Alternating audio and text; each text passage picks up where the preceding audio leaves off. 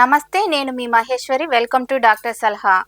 శివాబి సమర్పిస్తున్న డాక్టర్ సలహా కార్యక్రమంలో ఈరోజు వరల్డ్ ఆల్జీమర్స్ డే సందర్భంగా గూడూరులో Srinatha clinic and diagnostic centre నందు వైద్య సేవలు అందిస్తున్న doctor Nagisetti Dharmateja MBBS AFIH general physician గారి ద్వారా ఆల్జీమర్స్ వ్యాధి అంటే ఏమిటి, దీని లక్షణాలు ఎలా ఉంటాయి, ఇది ఎవరికి వస్తుంది, దీనివల్ల ఎటువంటి సమస్యలు ఎదుర్కోవాల్సి వస్తుంది, ఇది రాకుండా నియంత్రించడానికి ఏం చేయాలి అనే దాని గురించి డాక్టర్ గారిని అడిగి వివరంగా తెలుసుకుందాం. శివాబి ప్రేక్షకులు నమస్కారాలండి. నా పేరు doctor Nagisetti Dharmateja, general physician, Srinatha clinic మరియు డయాగ్నోస్టిక్ సెంటర్ గూడూరు. మనం ఈ శ్రీనాథ క్లినిక్ మరియు డయాగ్నోస్టిక్ సెంటర్ని నూతనంగా అశోక్ నగర్లో ప్రారంభించడం జరిగింది. మా దగ్గర అన్ని రకాల జనరల్ ఓపీ మరియు ల్యాబ్ సర్వీసులు మనం అందిస్తూ ఉన్నామండి. కాబట్టి గూడూరు పట్టణ ప్రజలు అందరూ మన ఈ సేవల్ని పూర్తిగా వినియోగించుకోవాలని కోరుకుంటూ ఉన్నాం. నమస్తే డాక్టర్ గారు, ఆల్జీమర్స్ వ్యాధి అంటే ఏమిటి? ఆల్జీమర్స్ జబ్బు ఇది ఏంటి అంటే ప్రోగ్రెసివ్ బ్రెయిన్ డిజార్డర్ అంటామండి. అంటే క్రమేపీ బ్రెయిన్ లో డ్యామేజ్ జరగడాన్ని ఆల్జీమర్స్ డిసీజ్ అంటాము. ఇది ఎందుకు జరుగుతుంది అంటే బ్రెయిన్ లో అమైలాయిడ్ ప్లాక్స్ అనేవి ఫామ్ అవుతాయి అనమాట. అంటే ప్రోటీన్ కి సంబంధించిన అమైలాయిడ్ ప్లాక్స్ అంటాము, చిన్న గడ్డలు. ఇవి బ్రెయిన్ లో ఫామ్ అవడం వల్ల ఈ మెమరీ ఏరియాస్ ఏవైతే ఉన్నాయో, అంటే మన జ్ఞాపక శక్తికి సంబంధించినటువంటి ఏరియాస్ లో ఈ ఫామ్ అవడం వల్ల అక్కడ ఉన్నటువంటి బ్రెయిన్ టిష్యూ కానీ బ్రెయిన్ లో ఉన్నటువంటి నరాలు కానీ పూర్తిగా క్షీణిస్తూ పోతూ ఉంటాయి. ఈ క్షీణించడం వల్ల మనకు మెమరీ లాస్ ఉండడం కానీ, థింకింగ్ పవర్ అనేది తగ్గడం కానీ, డిసోరియంటేషన్ ఉండడం కానీ, అదేవిధంగా మాట్లాడడానికి కానీ డైలీ యాక్టివిటీస్ చేసుకునేదానికి కానీ ఇబ్బంది ఉండడం కానీ ఇట్లాంటివి మనకు వస్తూ ఉంటాయి. ఇక్కడ ఇంకొక మా టర్మినాలజీ చెప్పాలి అంటే డెమెన్షియా అంటాం మనం. డెమెన్షియా అంటే మతిమరుపు అనమాట. ఈ మతిమరుపుకి రకరకాలైనటువంటి కాజెస్ ఉంటాయి, చాలా కాజెస్ ఉన్నాయి. అంటే తలకి దెబ్బ తగలడం కానీ, ఇన్ఫెక్షన్ బ్రెయిన్ కి వెళ్ళడం కానీ, ఇట్లాంటి వేరే వేరే రీజన్స్ వల్ల కూడా మనకు డెమెన్షియా వస్తుంది. కానీ ప్రపంచవ్యాప్తంగా 70% డెమెన్షియాని కాజ్ చేసేది ఏదైనా ఉంది అంటే అది ఆల్జీమర్స్ డిసీజే అనమాట. కాబట్టి ఈ ఇంపాక్ట్ చాలా ఎక్కువ ఆల్జీమర్స్ డిసీజ్ది.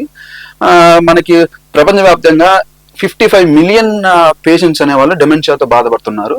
వీళ్ళలో ఎక్కువ శాతం 70% పేషెంట్స్ అందరూ ఆల్జీమర్స్ వ్యాధి బాధితులే అనమాట. కాబట్టి దీనికి సరైన జాగ్రత్తలు తీసుకుంటే ఇది మనకు ఫ్యూచర్ లో రాకుండా ఉండేదానికి మనం కంట్రోల్ చేసుకునేదానికి అవకాశం ఉంది. ఇక్కడ ఇంకొక చిన్న టర్మినాలజీ చెప్పాలనుకుంటున్నాను. డెమెన్షియా అంటాం. డెమెన్షియా అంటే మతిమరుపు అనమాట. ఈ డెమెన్షియా అనేది ప్రపంచం మొత్తంలో 55 మిలియన్ ప్రజలు అనేవాళ్ళు దీనికి ఇబ్బంది పడతా ఉన్నారనమాట. ఈ డెమెన్షియా, ఈ మతిమరుపు వచ్చేదానికి మెయిన్ కారణం అంటే 70% ఆఫ్ ఈ డెమెన్షియా వచ్చేదానికి మనకు ఆల్జీమర్స్ డిసీజ్ అనేది కారణం అన్నమాట. ఈ వ్యాధి వచ్చేందుకు కారణాలు ఏమిటి డాక్టర్ గారు? ముఖ్యంగా మనకి ఈ వ్యాధి 65 సంవత్సరాలు దాటిన వ్యక్తుల్లో వస్తుందండి. 65 సంవత్సరాల కంటే లోపు ఉన్న వాళ్ళ ఈ వ్యాధి అనేది రాకపోవచ్చు. 65 సంవత్సరాలు దాటాలన్నమాట.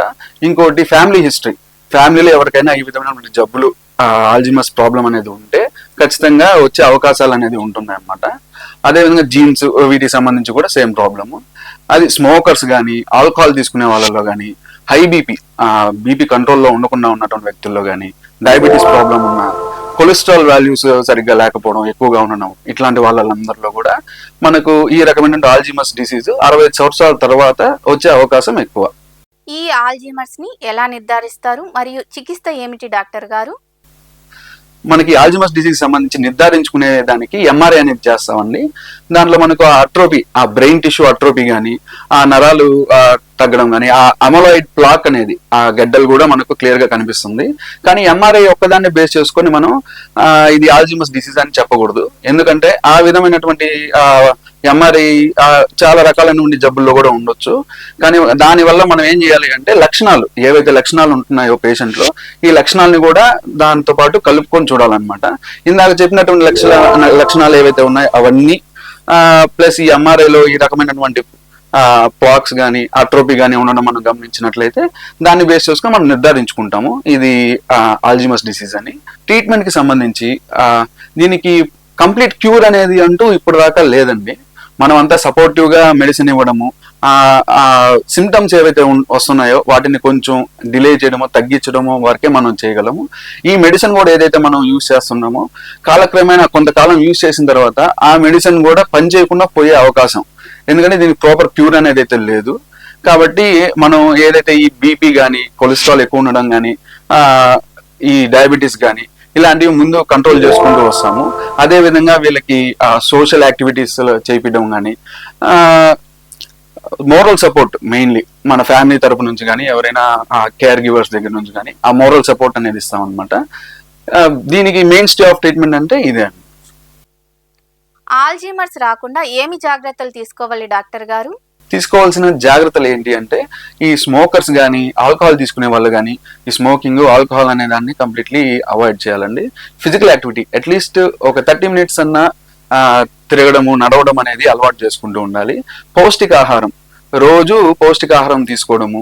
ఎవరైతే బీపీ పేషెంట్లు, షుగర్ పేషెంట్లు, కొలెస్ట్రాల్ ఎక్కువ ఉన్నటువంటి పేషెంట్లు ఉంటారో వీరందరూ వాటిని కంట్రోల్లో పెట్టుకునే దానికి ప్రాపర్ మెడికేషన్ ఇవన్నీ యూజ్ చేయడము. ఈ రకమైనటువంటి జాగ్రత్తలు తీసుకుంటే మనకు ఫ్యూచర్లో అంటే 65 years తర్వాత వస్తుంది కాబట్టి ఈ మనకు ముందు నుంచే మన యంగ్ ఏజ్ నుంచే ఈ జాగ్రత్తలన్నీ తీసుకున్నట్లయితే మనకు ఫ్యూచర్లో అది రాకుండా మనం కంట్రోల్ చేసేదానికి అవకాశం ఉంటుంది. ఈ కార్యక్రమం ప్రతిరోజు మీ శివాబి న్యూస్ ఛానల్ నందు ఛానల్ నంబర్ 17లో ఉదయం 8:30 తిరిగి మధ్యాహ్నం 2:30 మరియు రాత్రి 9:30 ప్రసారమగును. మరిన్ని హెల్త్ అప్డేట్స్ కొరకు మా యూట్యూబ్ ఛానల్ శివాబి మీడియా సొల్యూషన్ మరియు ఇన్స్టాగ్రామ్ SM సొల్యూషన్ ను సబ్స్క్రైబ్ చేసుకోండి. యువర్స్ మహేశ్వరి. ఈ అవకాశం మాకు ఇచ్చినటువంటి శివాబి ఛానల్ వారికి, శివాబి ప్రేక్షకులందరికీ ధన్యవాదాలండి.